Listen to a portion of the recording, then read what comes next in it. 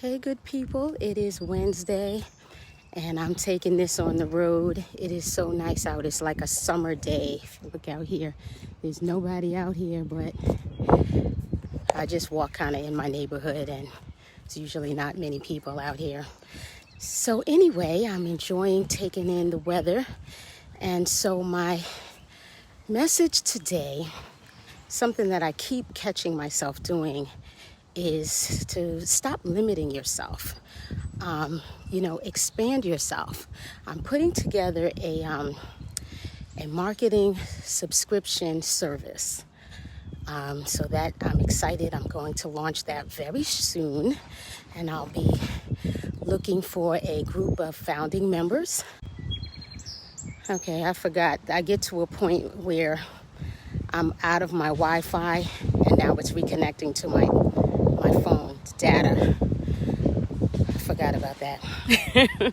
So anyway, working on this membership project, and I'm excited because it's starting to really come together. I can kind of see it, because sometimes when you're starting some new things, you don't always know how it's going to come to fruition. You don't have necessarily the skill set for all of it. So I finally am seeing even that, because I don't want a lack of knowledge or lack of skill set in certain areas to hinder my progress. Sometimes we got to figure some things out, and that's a part of entrepreneurship, that we are growing. It's a personal growth journey. So, after a while, we make different types of decisions, and we take other things into consideration. So what I wanted to say is, as I was putting it together, I was, trying to figure out, what the cost was going to be and how I should price it. And so I have a few mentors. I'm taking this class. I'm doing this program with Wharton. It's an entrepreneurship acceleration program. It's a 12-week program. I'm in week 8, and it's getting intense. And I'm so tired now with it, but I got to keep plugging. And so there was a price that I threw out, and I was told, that's too low. Why go through this work if that's all you're gonna? And I was like, okay. So, I still got to look at the numbers and see if that was feasible. And then I was like, well, you know what?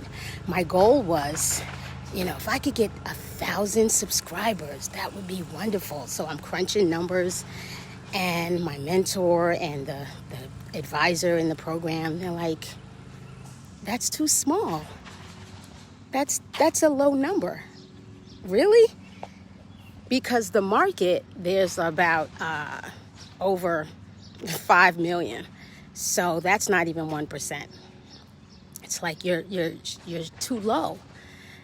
But in my mind, from my perspective, that's a lot of people.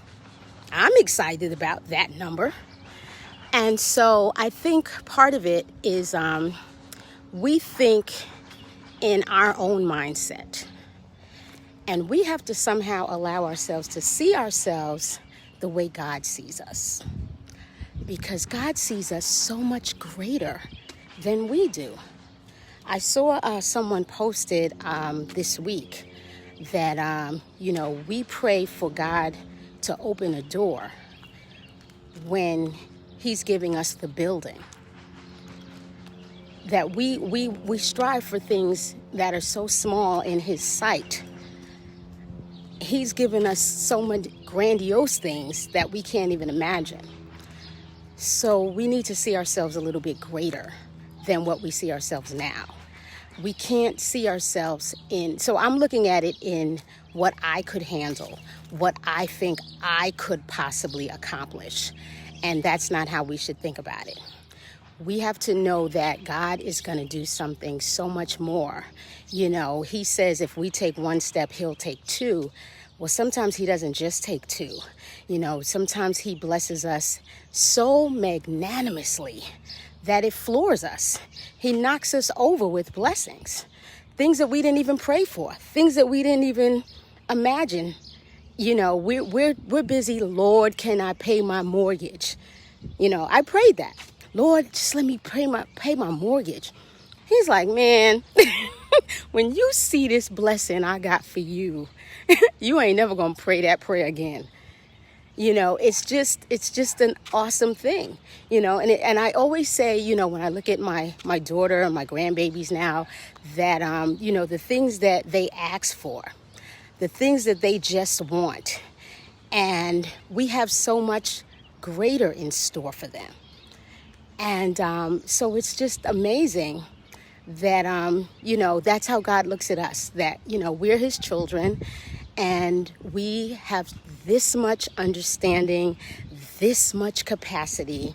But when we partner with him and we get over in that passenger seat and we let him drive this thing and handle our lives and our projects and our situations, and we really pray about it, and we sit and actually listen to God, because that's another thing that I don't do. I would pray and then I'd say, okay, God, I'ma just handle this, like, just in case you ain't getting to it quick enough for me, or I got it. And then I mess it up, and then I come back to him and I'm like, Lord, I need you to help me out here. And he's like, if you give it to me, are you going to give it to me, or are you going to keep taking it back? So it's that kind of thing. It's like when we're at work and we're in a team and they allocate different pieces of a project, and then we're working on it, and then our boss gives it to somebody else, or somebody else started working on that same thing that was supposed to be our area. And we're like, we're duplicating our efforts, and we're angry because we don't understand what's going on. So it's that kind of thing. Like, are you going to trust me? Are you going to let me do this? But we got to see ourselves greater. I've lived a long time now. I'm over 50 years old. And so I know what my strengths and my weaknesses are. I know what my limitations are. I know what my skill sets are and my talents are. And sometimes you have talents and skill sets that you didn't even know you had. Sometimes people will ask you to do something and you've never done it before. And then you try it and you find out, hey, I'm pretty good at this thing. Or I enjoy doing it. And so you continue to do it. And, you may grow something out of that. Maybe not a business. Maybe you don't monetize it, but maybe you're known for that thing. Maybe in your church organization or an organization, you're known for that.